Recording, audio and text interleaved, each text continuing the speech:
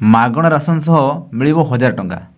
ତ ଦର୍ଶକ ବନ୍ଧୁ, କେନ୍ଦ୍ର ସରକାର ତରଫରୁ ଆପଣଙ୍କର ରାସନ କାର୍ଡ଼ଧାରୀମାନଙ୍କ ପାଇଁ ଗୋଟେ ବଡ଼ ଅପଡ଼େଟ୍ ଆସିଛି, ଯେଉଁଟାକି ଆପଣ ଜାଣିଲେ ଖୁସି ହେବେ ଯେ ଆପଣଙ୍କର ରାସନ କାର୍ଡ଼ଧାରୀଙ୍କୁ ଆପଣଙ୍କର ମାଗଣା ରାସନ ସହ ଆପଣଙ୍କର ମିଳିବ 1000 ଟଙ୍କା। ତ ଆସନ୍ତୁ ଏହା ବାବଦରେ ଯେଉଁ ଆପଣଙ୍କର ଆର୍ଟିକଲ ପ୍ରକାଶ ପାଇଛି, ଆସନ୍ତୁ ଏହା ବାବଦରେ ଆପଣଙ୍କୁ କହିବି ଯେ କେତେରୁ ଆପଣ ସତ କେତେରୁ ମିଛ, ଆ ଭିତରେ ଆପଣ କ'ଣ ଅଛି। ଦେଖନ୍ତୁ, ଆପଣଙ୍କର ମାଗଣା ରାସନ ସହ ମିଳିବ 1000 ଟଙ୍କା। ନୂଆ ବର୍ଷରେ ବଡ଼ ଉପହାର ଦେବେ ମୋଦି। ଦେଖନ୍ତୁ, ଯେଉଁଟା ଏବେ ରାସନ କାର୍ଡ଼ଧାରୀମାନଙ୍କ ପାଇଁ ସରକାର ତରଫରୁ ଆପଣଙ୍କ ରାଜ୍ୟ ହେଉ କେନ୍ଦ୍ର ହେଉ ଆପଣଙ୍କର KYC ଆପଣ କରୁଛନ୍ତି, ମାନେ KYC କରୁଛନ୍ତି। ଆପଣଙ୍କର ରାଜ୍ୟରେ ଆପଣଙ୍କ ବି ଚାଲିଛି, ଆପଣଙ୍କର କେଉଁମାନେ ଅଛନ୍ତି କେଉଁମାନେ ନାହାନ୍ତି, ଆପଣଙ୍କର ସେ ରାସନ କାର୍ଡ଼ ତରଫରୁ ଆପଣଙ୍କର KYC କରୁଛନ୍ତି ଯେ ଜାଣିବେ, ସରକାର ଜାଣିବେ କେତେ ଜଣ ଆପଣ ଆକ୍ଚୁଆଲି ଆପଣ ଅଛନ୍ତି। ଜଣାଯାଇଥିଲା ଆପଣ ଭୋଟର କାର୍ଡ଼ ବି ଆପଣ ଅଛନ୍ତି, ଆପଣଙ୍କ ନାଁ ଓ ଲୋକ ମରିଯାଇଛନ୍ତି କିନ୍ତୁ ତାଙ୍କ ନାଁ ଅଛି, ତେଣୁ ସେ ଆପଣ ଡିଲିଟ୍ ହେଇନାହିଁ। ତ ଏହି କ୍ଷେତ୍ରରେ ବର୍ତ୍ତମାନ ସରକାର ତରଫରୁ ଏଠି ତତ୍ପରତା ପ୍ରକାଶ ପାଇଛି। ତେଣୁ ସେଥିପାଇଁ ଯେ ସରକାର ତରଫରୁ ବି ଗୋଟେ ଅଫର ଯାହା ଆପଣଙ୍କର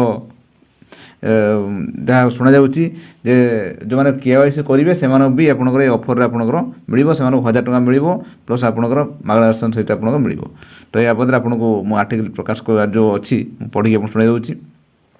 ଦେଖନ୍ତୁ, ଏଣିକି ରାସନ କାର୍ଡ଼ଧାରୀଙ୍କୁ 1000 ଟଙ୍କା ନଗଦ ରାଶି ମିଳିବ। ଭାରତ ସରକାରଙ୍କ ଏହି ଯୋଜନାରେ ଯଦି ଆବେଦନ କରୁନାହାନ୍ତି ତେବେ ତୁରନ୍ତ ଆବେଦନ ପ୍ରକ୍ରିୟା ଭାଗ ନିଅନ୍ତୁ।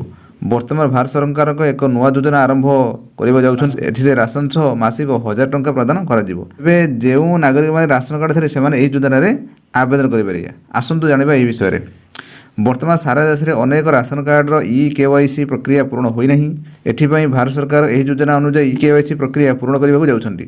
ଏହି ଯୋଜନା ମାଧ୍ୟମରେ KYC ସହ ଆର୍ଥିକ ରୂପରେ ଦୁର୍ବଳ ଥିବା ପରିବାରମାନଙ୍କୁ ଜୀବନ ସ୍ତରରେ ସୁଧାର ଆଣିବା ପାଇଁ ଆର୍ଥିକ ସହାୟତା ପ୍ରଦାନ କରାଯିବ। ଆର୍ଥିକ ଭାବେ ଦୁର୍ବଳ ଥିବା ପରିବାରକୁ ମାସିକ 1000 ଟଙ୍କା ଯୋଗାଇ ଦେଇ ସେମାନଙ୍କୁ ଆତ୍ମନିର୍ଭରଶୀଳ କରିବାକୁ ପ୍ରୟାସ କରାଯିବ।